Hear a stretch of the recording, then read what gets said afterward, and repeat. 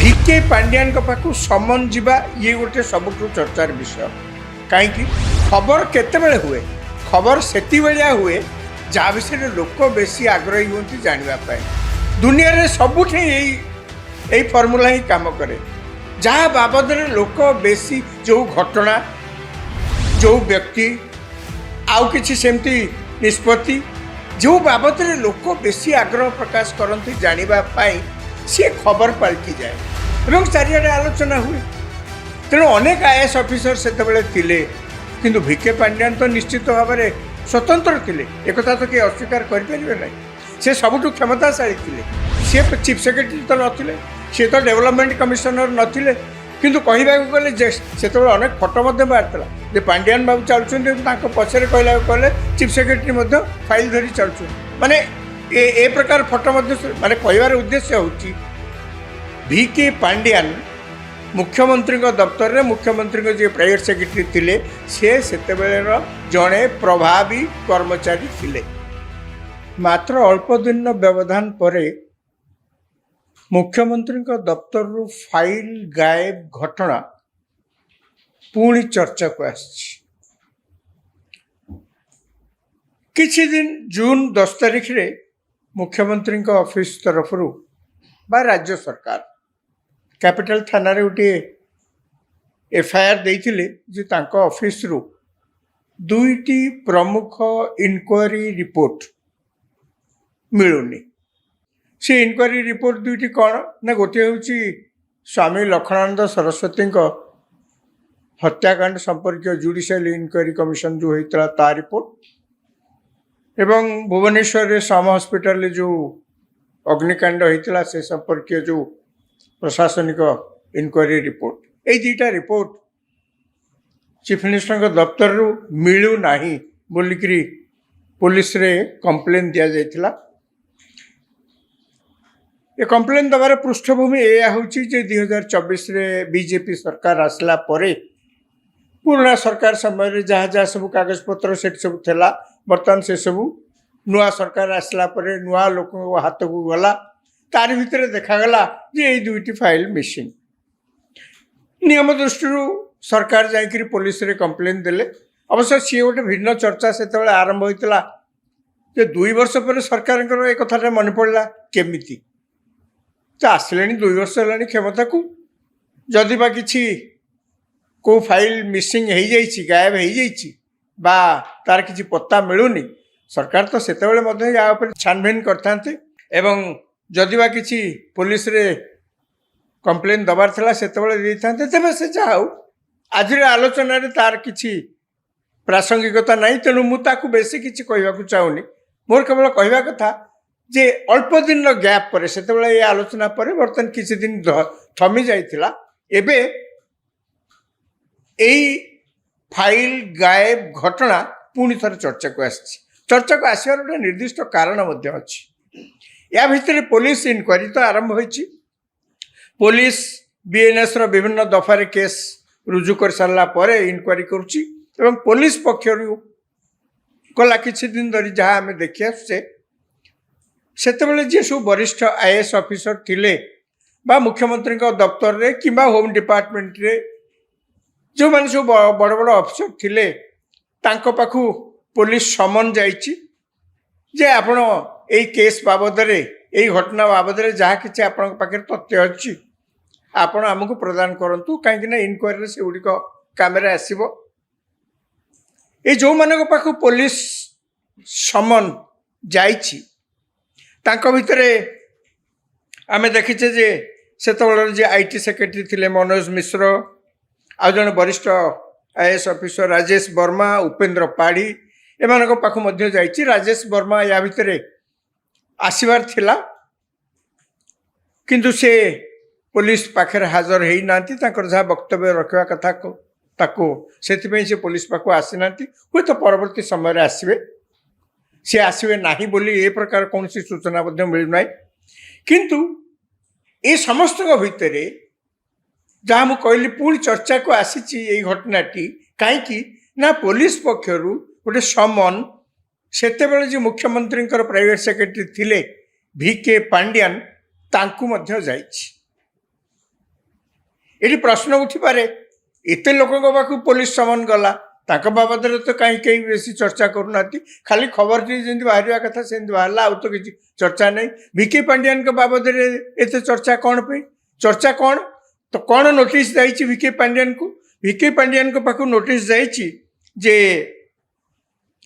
ତାଙ୍କୁ 25 ତାରିଖରେ ଆସି ପୋଲିସ ପାଖରେ ହାଜର ହେବା ପାଇଁ ସମନ ଯାଇଛି ଏବଂ ତାଙ୍କୁ କୁହାଯାଇଛି ଯେ ଏସିପି ଜୋନ୍, ଭୁବନେଶ୍ୱର ଯେଉଁ ଏସିପି ଜୋନ୍ 1 ତାଙ୍କରି ଅଫିସରେ ଦିନ 11ଟା ବେଳେ ହାଜର ହେବା ପାଇଁ କୁହାଯାଇଛି, ଜୁଲାଇ 25 ତାରିଖ ଦିନ। ଏବଂ ଏକଥା ମଧ୍ୟ ସେଇ ସମନରେ ଲେଖାଯାଇଛି ଯେ ତାଙ୍କ ପାଖରେ ଏଇ କେସ୍ ସମ୍ବନ୍ଧୀୟ ଯେଉଁ ଫାଇଲ ଗାଏବ, ଏହି ସମ୍ବନ୍ଧୀୟ ଯଦି କିଛି ଡକୁମେଣ୍ଟସ୍ ଥାଏ, ରେକର୍ଡସ୍ ଥାଏ, ଇଲେକ୍ଟ୍ରୋନିକ୍ ଡିଭାଇସେସ୍ କିଛି ଥାଏ ଯେଉଁଟାକି ଏହି ତଦନ୍ତରେ ସାହାଯ୍ୟ କରିବ, ସେ ସବୁକୁ ଆଣିବା ପାଇଁ ପୋଲିସ ପକ୍ଷରୁ ଏହି ସମନ୍ୱୟ ଅନୁରୋଧ କରାଯାଇଛି। ବର୍ତ୍ତମାନ କଥା ହେଉଛି ଭିକେ ପାଣ୍ଡିଆନଙ୍କ ପାଖକୁ ସମନ ଯିବା ଇଏ ଗୋଟେ ସବୁଠୁ ଚର୍ଚ୍ଚାର ବିଷୟ। କାହିଁକି? ଜଣେ ପ୍ରଶ୍ନ କରିପାରେ, ଏତେ ଲୋକଙ୍କ ପାଖକୁ ଗଲା, ଭିକେ ପାଣ୍ଡିଆନଙ୍କ ପାଖକୁ ମଧ୍ୟ ସେମିତି ଗଲା, କାହିଁକିନା ସେ ମୁଖ୍ୟମନ୍ତ୍ରୀଙ୍କ ଦପ୍ତରରେ ଥିଲେ ଏବଂ ମୁଖ୍ୟମନ୍ତ୍ରୀଙ୍କ ପ୍ରାଇଭେଟ ସେକ୍ରେଟାରୀ ଥିଲେ। ସେ ଜଣେ ସେତେବେଳର ଜଣେ ପ୍ରଭାବୀ ସରକାରୀ କର୍ମଚାରୀ ଥିଲେ। ତେଣୁ ତାଙ୍କ ପାଖକୁ ସମନ ଯିବାରେ ଅସୁବିଧା କ'ଣ ଅଛି? ତେଣୁ ତାଙ୍କ ପାଖକୁ ସମନ ଗଲା, କିଛି ଅସୁବିଧା ନାହିଁ। କିନ୍ତୁ କଥା ହେଉଛି ଖବର କେତେବେଳେ ହୁଏ? ଖବର ସେତିକିବେଳିଆ ହୁଏ ଯାହା ବିଷୟରେ ଲୋକ ବେଶୀ ଆଗ୍ରହୀ ହୁଅନ୍ତି ଜାଣିବା ପାଇଁ। ଦୁନିଆରେ ସବୁଠି ଏଇ ଫର୍ମୁଲା ହିଁ କାମ କରେ। ଯାହା ବାବଦରେ ଲୋକ ବେଶୀ, ଯେଉଁ ଘଟଣା, ଯେଉଁ ବ୍ୟକ୍ତି, ଆଉ କିଛି ସେମିତି ନିଷ୍ପତ୍ତି, ଯେଉଁ ବାବଦରେ ଲୋକ ବେଶୀ ଆଗ୍ରହ ପ୍ରକାଶ କରନ୍ତି ଜାଣିବା ପାଇଁ, ସିଏ ଖବର ପାଲଟିଯାଏ ଏବଂ ଚାରିଆଡ଼େ ଆଲୋଚନା ହୁଏ। ତେଣୁ ଅନେକ ଆଇଏଏସ୍ ଅଫିସର ସେତେବେଳେ ଥିଲେ, କିନ୍ତୁ ଭିକେ ପାଣ୍ଡିଆନ ତ ନିଶ୍ଚିତ ଭାବରେ ସ୍ୱତନ୍ତ୍ର ଥିଲେ, ଏକଥା ତ କେହି ଅସ୍ୱୀକାର କରିପାରିବେ ନାହିଁ। ସେ ସବୁଠୁ କ୍ଷମତାଶାଳୀ ଥିଲେ। ସେ ଚିଫ୍ ସେକ୍ରେଟାରୀ ତ ନଥିଲେ, ସେ ତ ଡେଭଲପମେଣ୍ଟ କମିଶନର ନଥିଲେ। କିନ୍ତୁ କହିବାକୁ ଗଲେ ଯେ ସେତେବେଳେ ଅନେକ ଫଟୋ ମଧ୍ୟ ବାହାରିଥିଲା ଯେ ପାଣ୍ଡିଆନ ବାବୁ ଚାଲୁଛନ୍ତି, ତାଙ୍କ ପଛରେ କହିବାକୁ ଗଲେ ଚିଫ୍ ସେକ୍ରେଟାରୀ ମଧ୍ୟ ଫାଇଲ ଧରି ଚାଲୁଛନ୍ତି। ମାନେ ଏ ପ୍ରକାର ଫଟୋ ମଧ୍ୟ, ମାନେ କହିବାର ଉଦ୍ଦେଶ୍ୟ ହେଉଛି ଭିକେ ପାଣ୍ଡିଆନ ମୁଖ୍ୟମନ୍ତ୍ରୀଙ୍କ ଦପ୍ତରରେ ମୁଖ୍ୟମନ୍ତ୍ରୀଙ୍କ ଯିଏ ପ୍ରାଇଭେଟ ସେକ୍ରେଟାରୀ ଥିଲେ, ସେ ସେତେବେଳେର ଜଣେ ପ୍ରଭାବୀ କର୍ମଚାରୀ ଥିଲେ। ଏବଂ ଖାଲି ସେତିକି ନୁହନ୍ତି, ତାଙ୍କୁ ମଧ୍ୟ ବିଜେଡି ଦଳ ସହିତ ଯୋଡ଼ା ଯାଉଥିଲା। ତାଙ୍କୁ ମଧ୍ୟ ବିଜେଡିର କିଏ ନିର୍ବାଚନ ଲଢ଼ିବେ ସେ ବାବଦରେ ମଧ୍ୟ ତାଙ୍କୁ କୁହାଯାଉଥିଲା ଯେ ୟାଙ୍କର ମଧ୍ୟ ହାତ ରହିଛି। ମୁଖ୍ୟମନ୍ତ୍ରୀ ବାହାରକୁ ଯାଇପାରୁନଥିଲେ, ତାଙ୍କ ତରଫରୁ ସେ ପଠାଉଥିଲେ ଭିକେ ପାଣ୍ଡିଆନକୁ, ସେ ଯାଇ ସଭା ସମିତି କରିକି ସେଠି ଭାଷଣ ଦେଉଥିଲେ, ଏକଥା ମଧ୍ୟ କହୁଥିଲା। ତେଣୁ ଦେଖିବାକୁ ଗଲେ ସେ ଜଣେ ପ୍ରଭାବୀ ମନ୍ତ୍ରୀ, ପ୍ରଭାବୀ ସରକାରୀ କର୍ମଚାରୀ ସେତେବେଳେ ଥିଲେ। ବିଜେଡି କହିଲେ ତାଙ୍କୁ ବୁଝା ଯାଉଥିଲା, ଓଡ଼ିଶା ସରକାର କେମିତି ଚାଲିଛି କହିଲେ ତାଙ୍କୁ ବୁଝା ଯାଉଥିଲା। ମୁଖ୍ୟମନ୍ତ୍ରୀ କହିବାକୁ ଗଲେ କେବଳ ଥିଲେ ସିନା ନାମକୁ ମାତ୍ର, ସବୁ କାର୍ଯ୍ୟ ଇଏ କରୁଥିଲେ। କହିବାକୁ ଗଲେ ସେ ହିଁ ଓଡ଼ିଶା ଚଳାଉଥିଲେ, ଏକଥା କିଏ ଅସ୍ୱୀକାର କରିପାରିବେନି, କାହାକୁ ଭଲ ଲାଗୁ କାହାକୁ ଭଲ ନ ଲାଗୁ। ସେଇଥିପାଇଁ ସେ ହିଁ ସେତେବେଳର ଚର୍ଚ୍ଚାର କେନ୍ଦ୍ରବିନ୍ଦୁ ଥିଲେ। ନିର୍ବାଚନ ହେଲା ସେତେବେଳେ ମଧ୍ୟ ସେ ଚର୍ଚ୍ଚାର କେନ୍ଦ୍ରବିନ୍ଦୁ ଥିଲେ, ବହୁ ଚର୍ଚ୍ଚିତ ବ୍ୟକ୍ତି ଥିଲେ। ନିର୍ବାଚନ ସରିଲା, ସେତେବେଳେ ମଧ୍ୟ ନିର୍ବାଚନ ସରିଲା ଏବଂ ରେଜଲ୍ଟ ବାହାରିବ, ସେ ଯେଉଁ 2-3 ଦିନ ଭିତରେ ମଧ୍ୟ ସେ ମଧ୍ୟ ସେତେବେଳେ ମଧ୍ୟ ପ୍ରବଳ ଚର୍ଚ୍ଚାରେ ଥିଲେ। କାହିଁକିନା ସିଏ ସେତେବେଳେ କହିଲେ ଯେ ବିଜେଡି ଦଳ ଯଦି ଏତିକିଟା ସିଟ୍ ନ ପାଇବ, ମୁଁ ଆଉ ଏଠି ଏ ଦଳରେ ରହିବେନି କି ମୁଁ ସନ୍ନ୍ୟାସ ନେଇଯିବି ସେ ବୋଲି ସେତେବେଳେ ମଧ୍ୟ କହିଥିଲେ। ସିଏ ରେଜଲ୍ଟ ବାହାରିଲା ସେତେବେଳେ ମଧ୍ୟ ସେ ଚର୍ଚ୍ଚାରେ ରହିଲେ। ରେଜଲ୍ଟ ବାହାରିଲା ଯେତେବେଳେ ଦେଖାଗଲା ଯେ ବିଜେଡି ଦଳ ସରକାରକୁ ଫେରିବାର ସମ୍ଭାବନା କ୍ଷୀଣ, ବିଜେପି ପ୍ରଥମ ଥର ପାଇଁ ଓଡ଼ିଶାରେ ସରକାର କରିବ, ସେତେବେଳେ ମଧ୍ୟ ଭିକେ ପାଣ୍ଡିଆନଙ୍କ ନାଁ ବହୁ ଚର୍ଚ୍ଚାରେ ଆସିଲା। ଏବେ ସେ କରିବେ କ'ଣ? ଚାକିରିରୁ ତ ଇସ୍ତଫା, ମାନେ VRS ନେଇଯାଇଛନ୍ତି, ଏବେ ତ ସିଏ ସାଧାରଣ ଲୋକ। ସେ ତା ଭିତରେ ବିଜେଡିରେ ଜଏନ୍ କରିଛନ୍ତି 3-4 ମାସ ହେଲାଣି ଏବଂ से सांगे सांगे घोषणा कले जे से सन्यास नौଛନ୍ତି पॉलिटिक्स रु माने कहबार कथा होछि जड़े व्यक्ति जे जड़े आईएएस ऑफिसर थिले सीनियर आईएएस ऑफिसर ओडिशा सरकार के अंदर काम करथुले से तांकर सेतेबेले केते प्रभाव थिला तेणु जड़े प्रभावी व्यक्ति हेले चर्चा तो हबो अंबानी आम चर्चा करुचे कहीं से जड़े धनी व्यक्ति तांकर विभिन्न कंपानी अच्छी बहुत लोग चाकरी कर इत्यादि इत्यादि आदानी से जड़े धनी व्यक्ति सेमती क्षमताशाली लोक अच्छा जहाँ विषय में आम चर्चा करुचे पदपदवी बड़ बड़ पदवी व्यक्ति मान विषय आम चर्चा करुचे कहीं से समस्त दृष्टि अच्छा सेमती से न्याय बीके पांड्यान बाबद चर्चा हो बर्तमान कौन कथा बर्तमान जिते पुलिस नोटिस जाइए एक चर्चा हबार अन्य गोटे कारण भी अच्छी प्रथम कथा है जो चीफ मिनिस्टर ऑफिस रु ए जो जोड़े फाइल गायब हो जाइए सी बहु दृष्टि सेंसिटिव ता भीतर एभली किछि समस्त जहाँ आशंका कर किछि तथ्य अच्छी हुए तो सेतेबेले जदि से प्रगट सरकार ताको सार्वजनीन करि थांते जेतेबेले ए रिपोर्ट दाखल हैला सेतेबेले हुए तो सरकार बहुत अड़ुआ परिस्थिति काले सृष्टि होता बोलिक बर्तमान समस्त आशंका कर तो से रिपोर्ट को सेतेबेले सार्वजनीन करागलानी एवं सरकार जेतेबेले बदलिला से लोक गले आउ नुआ लोक आसिले यार भितर से फाइल दीटा कुआड़े हजिगला तेणु लोकंकर आशंका आहरी बढ़ीगला उत्कंठा आहरी बढ़ीगला ए फाइल निश्चय किसी अच्छी ना कहीं एत फाइल रहा ये कुआड़े चलीगला एवं जेहेतु पांड्यान से ऑफिस रे थिले माने मुख्यमंत्री ऑफिस रे तेणु समस्ते कहते पाखे किसी खबर थी पारे केवल से नुहे पांड्यान सेतेबेले थिले माने एते प्रभावी थिले तांको पाखु समस्ते आसुथिले सी कुआडे जाऊ नथिले सी जो दिन बीजेडी रे जॉइन कले तांको पाखु समस्ते जाइकरी सेठी तांकु कांग्रेचुलेशंस जणैले एवं सी जेतेबेले कुआडे जाउथिले तांको निर्देश रे सब कार्य होतला सी पुणी पुलिस स्टेशन पुलिस तांकु समन दब सी पुलिस स्टेशन ने हाजर हेबे पुलिस तांकु प्रश्न करिवो जेरा करिवो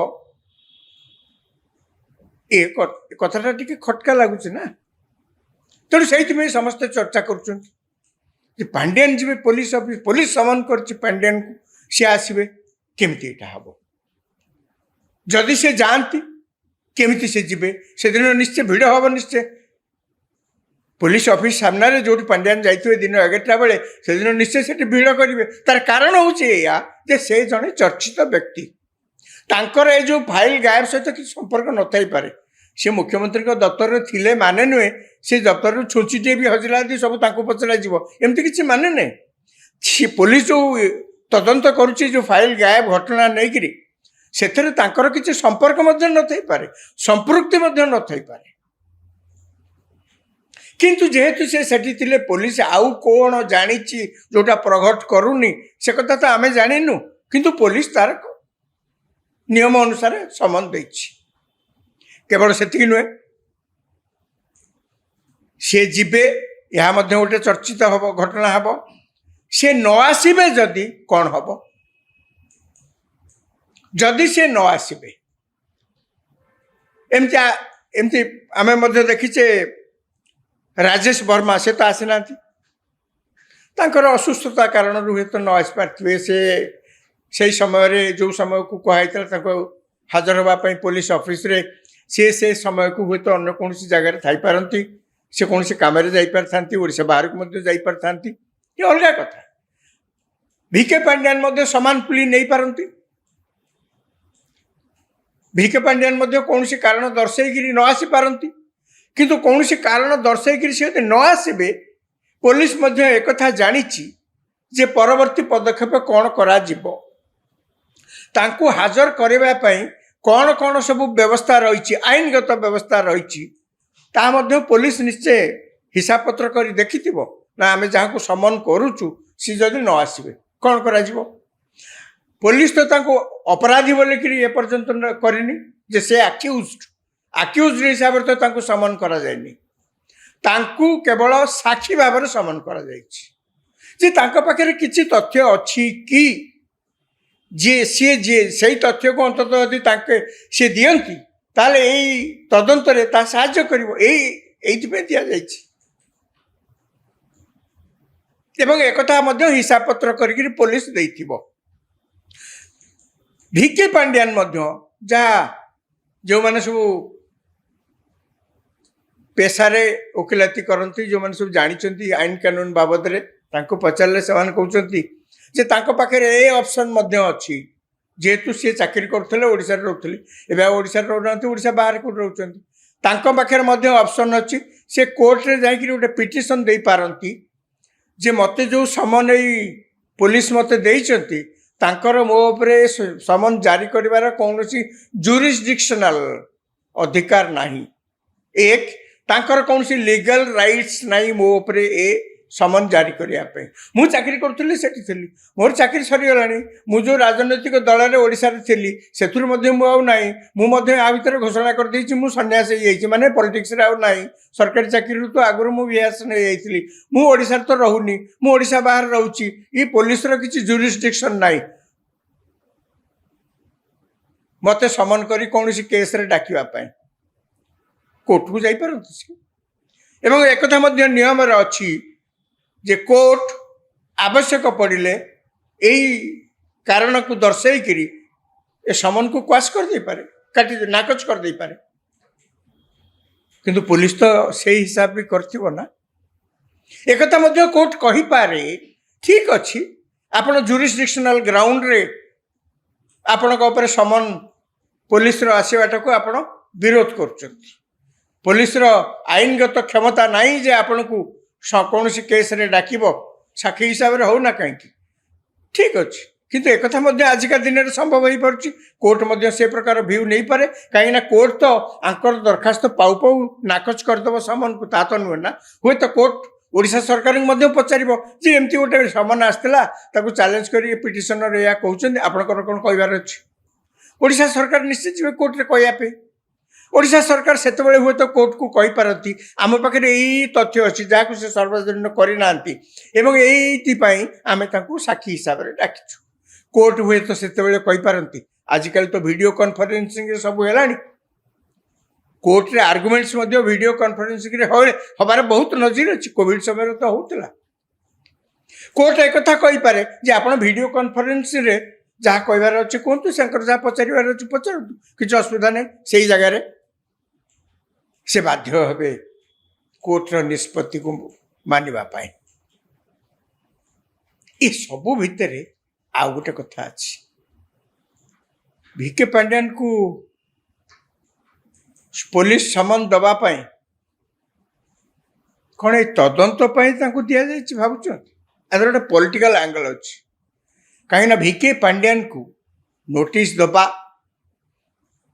माने समन दबा सी आसतु बा न आसतु सी पुलिस स्टेशन में हाजर हवा हाजर नहले गोटे विरोधी मानक अर्थात बीजेपी को विशेषकर गोटे सुविधा मिल जाव बारंबार बीजेडी को प्रयास करने जे केमिति भाव में लुचुचंती देखा दौना माने कहया को गले तांको तो आधार करी पांड्यान तो गोटे विराट इलेक्शन इश्यू हो जाते ना से तो बीजेपी कहया गले भोट पाइला एवं से बीजेपी कह आज्ञा देखु या घटना घटी आम डाकुचु पुलिस डाकुंट सी अवॉइड कर तेणु एम्बारास करने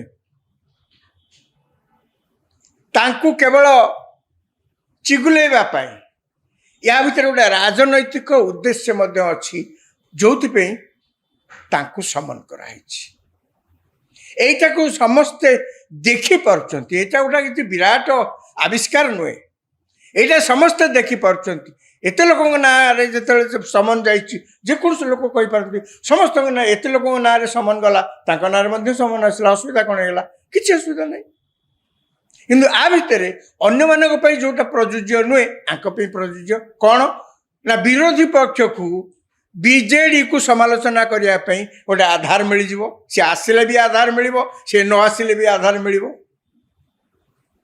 तेणु से लगी मुझे कहली ये सबू भितर गोटे पॉलिटिकल स्पिन बा ट्विस्ट गोटे मिलूँ देखिए এই যে পলিটিକାল উପାଦାନଟା ରାଜନୈତିକ ଉପାଦାନଟା ତା ଭିତରେ ମିଳୁଛି ସେଇଟା ହିଁ ହେଉଛି ସବୁଠୁ ବଡ଼ ଖବର। ଆମେ ସମସ୍ତେ ଅପେକ୍ଷା କରିବା 25 ତାରିଖ ପର୍ଯ୍ୟନ୍ତ। 25 ତାରିଖ 11ଟା ବେଳେ ACP zone 1 office VK Pandian ଆସୁଛନ୍ତି ନା ଆସୁନାହାନ୍ତି, ଯାହା ଚାରିଆଡ଼େ ଚର୍ଚ୍ଚା ହେଉଛି। ଆମେ ମଧ୍ୟ ଅପେକ୍ଷା କରିବା ସେଇ ଦିନକୁ କ'ଣ ହେଉଛି।